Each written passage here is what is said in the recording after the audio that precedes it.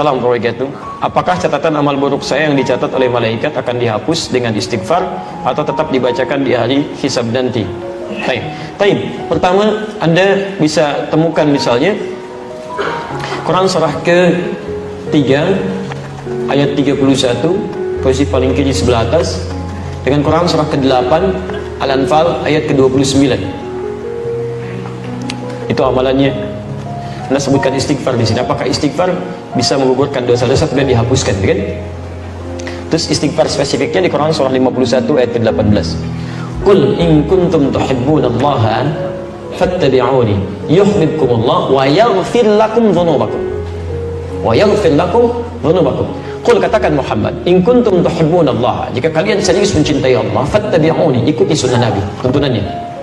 Yuhibbukumullah, maka Allah akan cintai kalian. Jadi kalau bapak ibu ingin dicintai Nabi, dicintai Allah bahkan, maka diantara caranya wasilahnya ikuti sunnah Nabi dari mulai bangun sampai tidur lagi. Ya, hati-hati, bukan cuma sholat ibadahnya saja yang ritual, tidak. Sholatnya seperti Nabi, tapi lisannya nggak seperti Nabi, pandangannya nggak seperti Nabi, semuanya. Ya, hati-hati. Anda yang mengatakan ikut Quran, ikut sunnah, maka semua sunnah praktekkan. Jangan Anda mengajak pada Quran dan sunnah tapi Anda melanggar ketentuan sunnah, itu nggak boleh. Ya, tidak tepat di situ. Ya. Nah, kemudian apa yang kita dapatkan kalau bisa mengikuti tuntunan Nabi? Wa yaghfir lakum dzunubakum, dan Allah akan berkenan menggugurkan, menghapuskan semua dosanya. Dzunub itu semua. Jamak dari kata dzambun. Dzambun Quran surah ke-40 ayat 3. Ghafiridz dzambi wa qabilit taubi.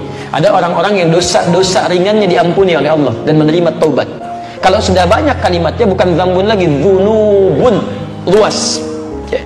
Maka diampuni dosanya, digugurkan keseluruhannya. Bahkan kalaupun berlebih disebut dengan israf. Banyak dosa ya, tak terlukiskan. Bunuh orang sekian dan sebagainya. Ya, Masya Allah, pernah berbuat ini, berbuat itu, langgarannya banyak, disebut israf.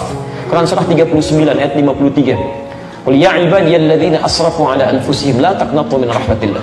Katakan Muhammad pada hamba-hambaku yang telah banyak berbuat dosa berlumur, jangan putus asa dari rahmat Allah. Dapatkan ampunannya. Mohonkan. Bukankah pernah ada yang membunuh 100 orang? Kemudian dia senang mabuk, senang macam-macam dan sebagainya, tiba-tiba dia bertobat, ada sentuhan di hatinya. Jadi kalau bapak ibu pernah ada sentuhan begini, ya Allah, saya bisa berubah nggak ya? Itu tanda pertama dari Allah menginginkan Anda berubah. Cepat ambil, jangan biarkan. Sebab kalau Anda biarkan, tidak mudah mendapatkan tanda itu lagi. Ambil. Rumusnya Quran surah 29 ayat 69. Walladzina jahadu fina lanahdiyannahum subulana. Orang yang cepat merespon petunjuk kami akan bimbing dia untuk berubah. Bahkan nanti ada yang berubahnya drastis, disibghah oleh Allah. Quran surah kedua ayat 138. Ya, sibghatallah wa man ahsanu minallahi sibghah. Ya, ada yang disibghah. Sibghah itu kayak dicelupin. Ya, pernah bikin teh celup? Kalau dimasukin ke dalam airnya basah nggak tehnya? Basah. Ada orang yang dicelup langsung, disibghah. Jadi begitu dia tergerak untuk berubah, tiba-tiba seluruh perilaku hidupnya berubah. Kata-katanya berubah, pakaiannya berubah, penampilan berubah, kebaikan, itu sibghah namanya. Ada yang dicintai oleh Allah Subhanahu wa Ta'ala. Kalau sudah seperti itu, apa yang terjadi? Maka peluang pertama, langsung dihapuskan semua keburukannya, termasuk catatan amal buruknya. Selesai. Tidak diungkap, disimpan. Ya, kalau dihapus masih ada nggak? Sudah, kalau dihapus bersih itu habis, selesai. Nggak ada apa yang mau dibacakan, dihapus, dosa dihapus. Bahkan ada di antara mereka yang masuk surga tanpa hisab. Ya, bukankah sahabat Nabi Umar bin Khattab radhiyallahu ta'ala anhu masuk surga tanpa hisab? Siapa Umar sebelum masuk Islam? Tapi nggak pernah disebutkan sekarang, nggak pernah dikenang yang seperti itu, berubah menjadi kebaikan. Ya, lihat, Umar dulu menjadi musuh Nabi, keras terhadap Nabi, didoakan oleh Nabi, masuk Islam, hasuna Islamu, bagus Islamnya, berganti kebaikan dari keburukan. Ya, Quran surah ke-11 ayat 114. Indah sekali. Apa bahasanya? Ya, aqimis salata tarafai minan nahar wa zulafan minal lail innal hasanati yudhibnas sayyi'at. Ketika banyak berbuat baik, keburukan-keburukan akan dilupakan. Takwa meningkat. Oh, may yattaqillah, siapa yang meningkat takwanya? Lihat kalimatnya, yukaffir anhum sayyi'atihim, dihapuskan semua keburukannya. Diciri orang yang taubatnya diterima, dosanya diampuni, maka akan dijaga oleh Allah untuk berbuat dosa yang berulang. Dijaga, matanya memandang yang baik, kalimatnya baik, semua bagus, takwanya meningkat, ibadahnya rajin. Apa kata Nabi? Umar masuk surga tanpa hisab. Hisab aja nggak ada, bagaimana mau dibacakan catatannya? Nggak ada hisabnya, masuk aja. Selesai. Buku kamu ada, dijaga, ditahan. Sudah, kamu masuk aja. Sudah, selesai. Indah gitu kan? Ada semuanya. Tapi Ada level orang-orang biasa. Quran surah keempat ayat 100, posisi paling kiri sebelah bawah. Ada orang bunuh 100 orang, ya banyak keburukannya, tiba-tiba mau bertobat. Kata Syekh pada saat itu, kata alimnya, pergi ke tempat sana, berubah kamu. Kamu bukan tidak bisa jadi orang baik, cuma lingkungan kamu nggak bagus, membuat kamu selalu buruk. Hijrah. Begitu dia berangkat di perjalanan, jalan, Allahu Akbar. Apa yang terjadi? Baru sampai sejengkal mau ke tempat-tempat dia belajar, jarak lebih sejengkal di pertengahan. Tiba-tiba maut datang lebih cepat dari apa yang dia duga, meninggal seketika. Tayyib. Apa ayatnya kemudian berbunyi? Turun berita masuk surga dia. Karena di jalan dia tobat digugurkan dosanya. Dia beramal soleh, cuman sejengkal. Wa may yakhruj min baiti muhajiran ila Allah wa rasulih, thumma yudrikul maut faqad waqa'a ajruhu 'ala Allah. Siapa yang berusaha mau berubah, mengikuti tuntunan Allah, mengikuti Rasulnya, tapi tiba-tiba belum sempat dia berubah sepenuhnya, baru keluar rumahnya untuk berubah, Masya Allah, yudrikul maut datang lebih cepat dari apa yang dia duga. Faqad waqa'a ajruhu 'ala Allah. Pahalanya tertuliskan di sisi Allah Subhanahu wa taala. Tobatnya diterima, keluar langkahnya ada pahala, masuk surga dia. Masuk surga. Ada orang datang kepada Rasulullah, ya Rasulullah, saya berislam, saya tobat, masuk Islam, syahadat, gugur dosanya, naik ke unta, untanya terperosok, untanya jatuh, dia meninggal, untanya mati.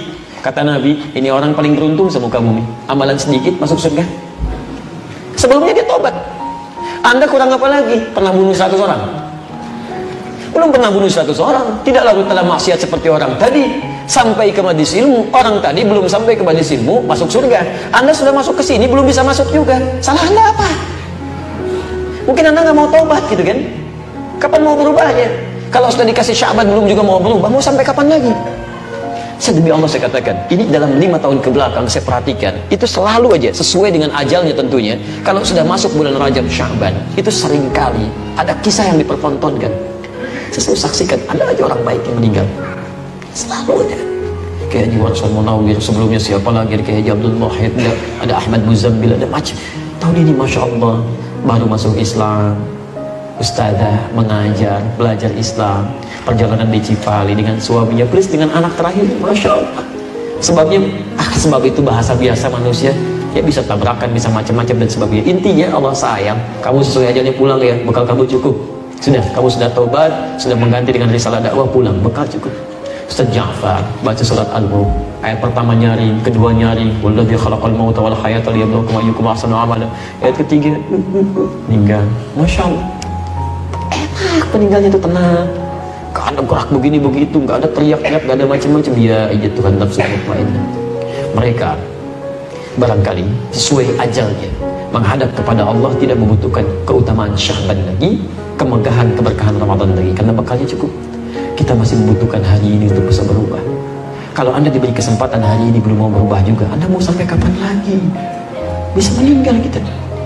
Ya, dulu saya di Lebak Bulus tuh, masuk pesantren Al-Hikmah, hafalan Quran untuk mahasiswa. Kita sediakan fasilitasi gratis itu, Masya Allah.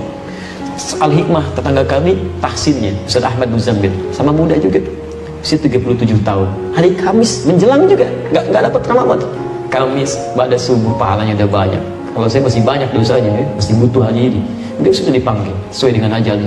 Sudah, ya ayat Tuhan nafsu mutmainnah. Cuma habis subuh, kamu sudah mengajarkan tahsin, orangnya ikhlas, orang setiap yang tahsin dapat pahalanya, kamu sudah pulang, bakal kamu sudah banyak. Cuma bersin 2 kali, pada subuh, bersin, meninggal, bersin.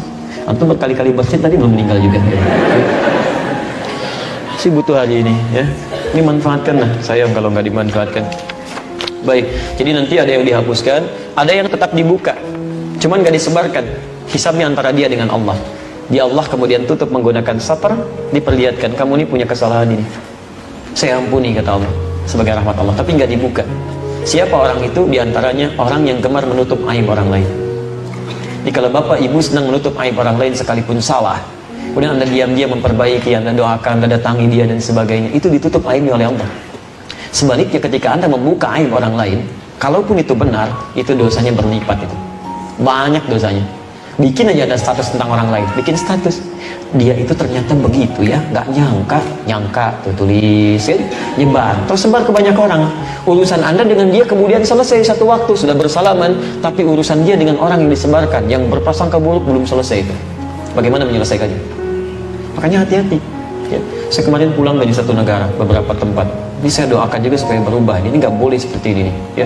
Ada orang-orang menyebarkan berita tidak baik sampai mengintervensi supaya pengajian kami dibatalkan.